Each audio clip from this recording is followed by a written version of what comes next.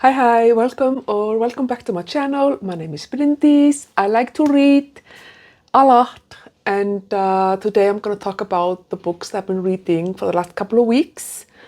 I haven't made a huge progress in what I've been reading. I haven't been reading the quantity of books because the books I've been reading are very long. So I feel like, do I have an update? But I do, actually. I do have an update. So the one book that I finished in the last couple of weeks was the Charles Dickens book that I've been reading. I'm doing kind of my own personal Charles Dickens project, long-term project. Excuse me. I want to read all of the books that he has written, and like books and novels and short. I don't know if he's written short stories, but definitely novellas. Excuse me. And but I'm trying to. I want to take it slow. I don't want to binge read him because I could easily read probably all of his books in a year, but I don't want to do that. So I'm reading a book every other month, approximately. But oh my god, give me a minute. I don't know what's going on. Anyway, so I'm reading. I'm gonna read 6 of his books this year. That's the goal. So approximately every other month. And the book that I was just finished was Martin Chuzzlewit. And I read it as an audiobook, and this is so good. I think this is book number 6 or 7 of him that I read. And with every book, I fall more in love with Charles Dickens. And the more I understand that, yes, of course, everybody loves Charles Dickens, or like that's why he's so famous. That's why his books have stood the test of time, and they're still relevant, and all of the things. It was fantastic. It started off. In the beginning, I wasn't like, where is this going? Because I didn't like, so there are two Martin, so yeah. This book is called Martin Chuzzlewit, which is the main character, although there are actually 2 Martin Chuzzlewits. So there is the grandfather and the grandson. And the grandfather is just this very kind of, he's quite obnoxious and mean, but he's also just tired of everybody using him for his money because he's very rich. So he's become mean and skeptical about people and cynical and all those things. And then his grandson, who they have a falling out. His grandson is his namesake. And so we follow his grandson for a while. And I did not like young Martin Chuzzlewit for a while there. He was just he was not. I didn't like him in the beginning, and there are a lot of things that happen. Like for the most part, it takes place in a place outside of London. Then it takes place in London. It also takes place in the U.S. Martin goes to the U.S. and is has some experiences there. But and things, yeah, it is. I would say that what this is a story of a journey.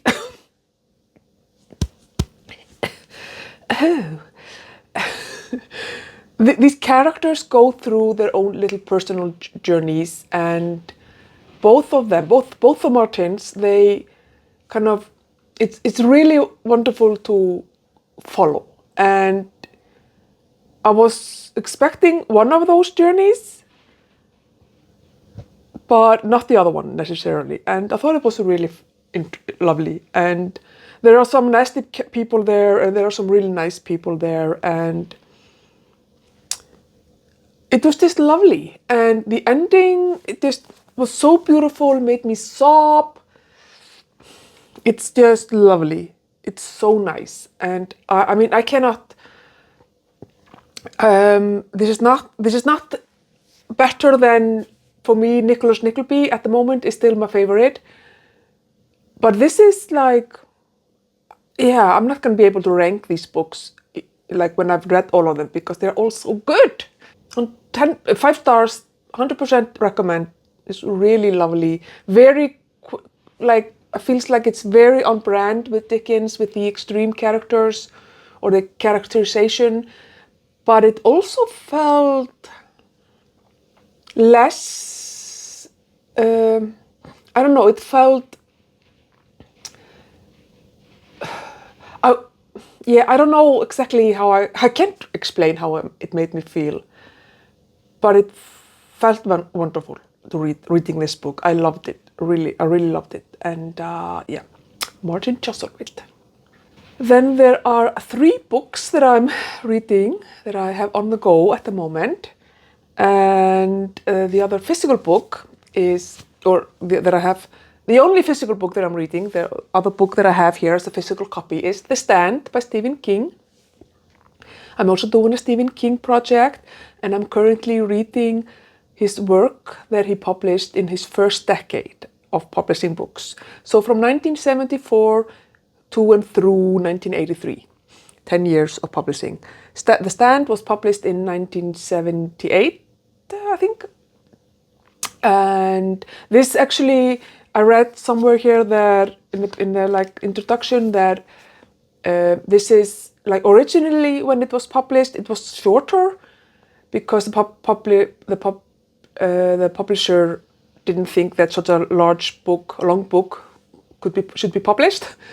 But then in 1989, he was able to publish the original length, original story. So that's why it's so long. It's the that version of the story that I'm reading, and I'm loving it. It's taken me a while because it's obviously it's a very long book. I'm starting chapter 36, page 347 of 1220 something. But so what is that? 1/4? Something like that, a quarter of the book. But I'm really enjoying it.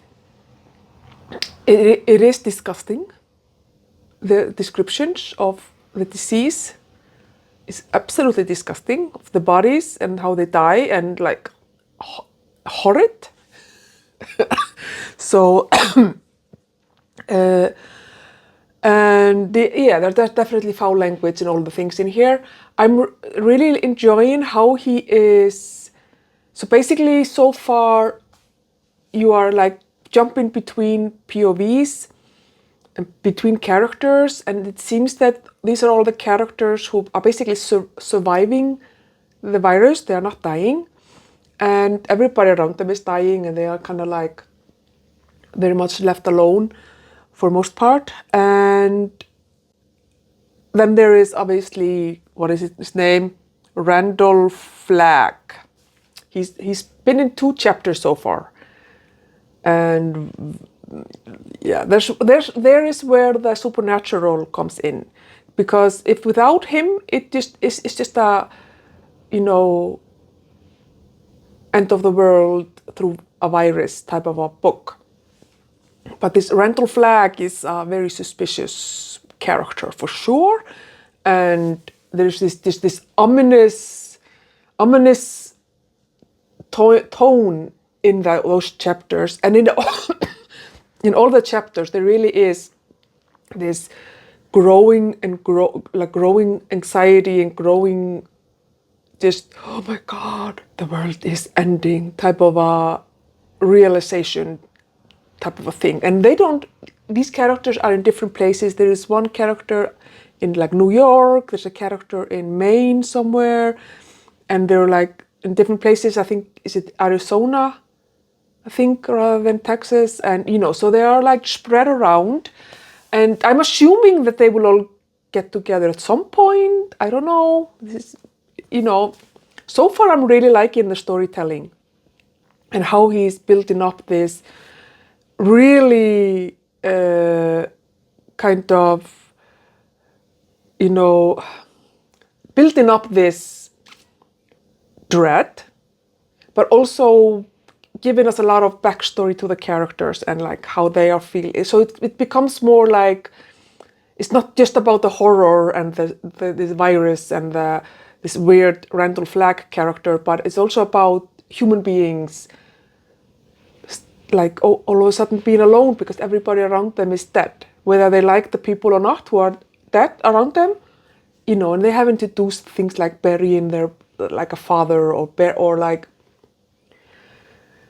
you know, it's a really good balance for me of the humane, or not the humane, but the human kind of condition and the horror, so far at least. So, but I'm just reading this super slowly. I'm pretty sure this will carry me off into maybe even big book summer. I don't know. We'll see how it goes with reading, with my reading in May. But I'm definitely enjoying it. I then have 2 other audiobooks on the go that I don't have as physical copies, at least not yet. The first of them is I'm reading that for Audiomiles, which is a book club book event where you listen to a book as you are walking or doing some sort of a physical exercise. And you can only listen to that book when you're doing that thing. So you cannot just listen to the book like whenever. And I think it's a really fun premise, and I really am enjoying being in that kind of, with that framework. But I'm definitely realizing that I'm not going on walks as much as I thought I was. Or like I think I already said something, my walks are often very short, just to and from work, to and from the grocery store or whatever. So I don't always feel like putting on an audiobook. The book that I'm reading in April for Audiomiles is The Dutch House by Pratchett. And so I'm like only about halfway through the book, just over halfway, I think. So I'm definitely not keeping up with the event, but at the same time, it's fine. But I started listening to it, I think in early April already, and now it's the 27th, and like I said, I'm only about halfway through. And it's not because the book isn't good. It's fantastic. I am loving this book. And the narrator is Tom Hanks, who I think is the perfect narrator for this book, because it's from this point of view of this boy, Danny, and it's like from his point of view from different ages, and like he's an adult looking back on his life with his sister Maeve and the things that happened that have to do with the Dutch house, which was the house they grew up in, and all of those things. It's quite, dramatic in like a subdued way. So there's not like huge drama, but it's like some really dramatic things are happening to people. But yeah, and it's interesting because when I started listening to the book, I did not realize that it was historical fiction, because it takes place in like the 50s, 60s, and now into the 70s, which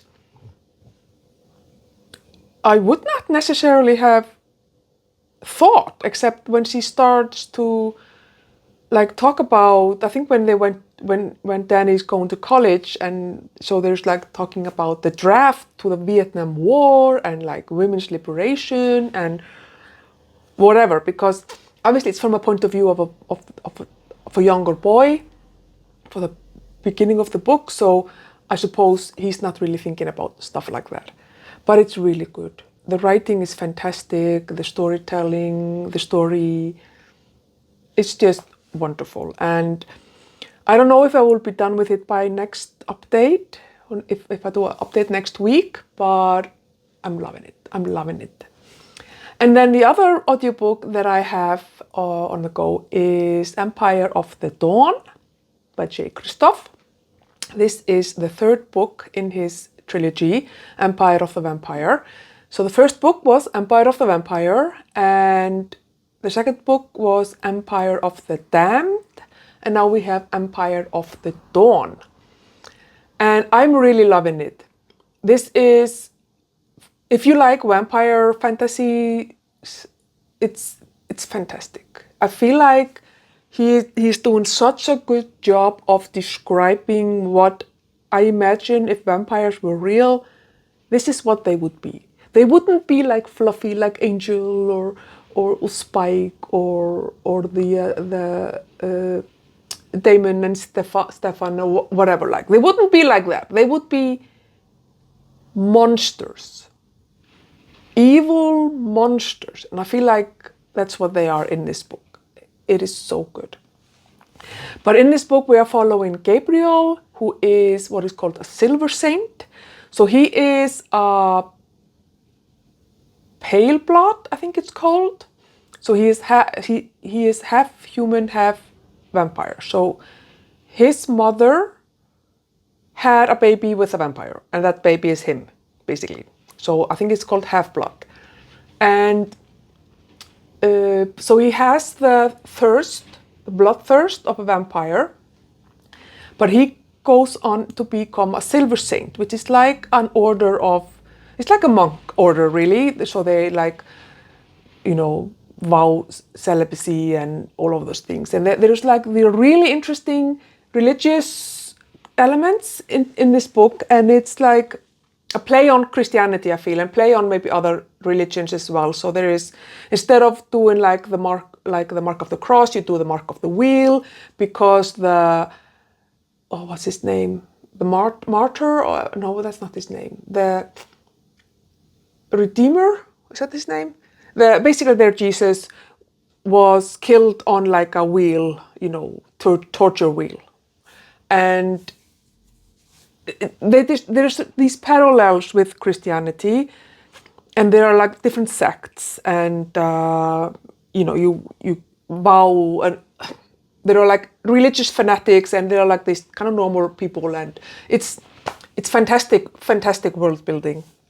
So I think that those are the things that are really well done in these books: the world building of the religious order, these orders of the religious system, the order of the silver saints, and then there are like different orders as well. And I think there's never ever night, or something like that, because something happened to the sun, which made the sun go away or be like obscured. So now that's how the vampires got control of everything, because they can the sun, they're not being burnt by the sun. And yeah, I know, it's fantastic. It's fantastic. That part of the book. I would say that the writing is sometimes a little bit like, it's not the best writing for sure. And I feel that especially like I read Samantha Shannon earlier this year, and like compared to Samantha Shannon, I don't think Kristoff is anywhere near that, but it's not like bad. It's just okay. So if I was only,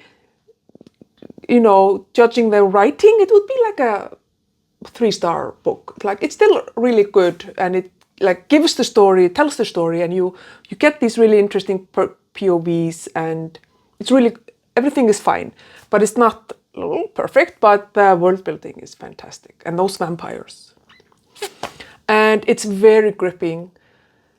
So I've been listening to it before I go to sleep, and so my little routine when I go to sleep is I will put on the audiobook and put on like a timer in my audiobook app for half an hour, and then I will just go to sleep, and then it will turn off, right? So I won't like lose my place too much. Easier to like rewind and figure out where I was when I fell asleep. Sometimes I like to listen to a little bit more actively, and I will maybe play have my phone and play solitaire or something on my phone. Last night, I went to sleep at 10:30, because I usually try to be asleep by 11. Went to sleep at 10:30, so I was gonna give myself half an hour to play a little bit of solitaire and listen to this book, because it's really fascinating. And I don't know what happened to time. Time disappeared. And all of a sudden I'm like, oh my God, my shoulder, because I'm laying on my side, my shoulder, And I just, okay, you just have to go to sleep. You've probably been playing solitaire for an hour. What's wrong with you, woman? Go to sleep. It was 2:30.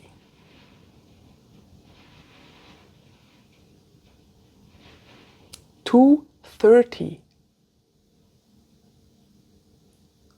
Like, is that 4 hours? 3 hours that I was in, like, I don't know what happened. And I'm gonna be like sore, and I'm an old lady. I can't be doing stuff like that. But it's so good. I think I'm about 3/4 of the way through the book. I could not. It's very gripping and very interesting. The story is so interesting. I'm loving it. I'm absolutely loving it. So yeah, that was my experience. Yeah, it's really good. So those are the books that I've been reading and am currently reading. I haven't really given May a lot of thought yet. I know there's a new book for Audiomiles, and there's also, I think, Horror Mayhem? Horror Mayhem? Horror Mayhem, I think is the name of the event. There's also a mental health awareness month event, something like that. But I haven't really thought about what I'm gonna do. I'm gonna continue on with Audiomiles, even if I'm not sure if I want to read the book. I think they chose Memoirs of a Geisha, and I used to have that book, but it didn't call to me. So I might choose another book, but still do the Audiomiles. But the other events I haven't decided. I might just continue on with The Stand and then just read something. I haven't read anything for diversity this month that I also want to look into and figure that out. It's just been a bit of a crazy month with the end of the semester and everything. But things are starting to slow down a little bit. So I think I can sit down now and Google a little bit and find or look at people who have been doing TBRs for like some diverse reading. Is there anything else? No. I think in May I'm gonna also reflect a little bit on my Read What You Own challenge and see how that's going. But other than that, I'm just gonna enjoy The Stand and the vampire book, and then just figure out, well, I know that Dombey and Son for Charles Dickens is coming up in May. Look forward to that. But other than that, I think I'm just going to try to go through these 2 shelves here that are my unread books. Anyway, have you read any of these books? As usual, let's have a chat in the comments if you have. And thank you for watching. I will see you then in my next video. Bye bye.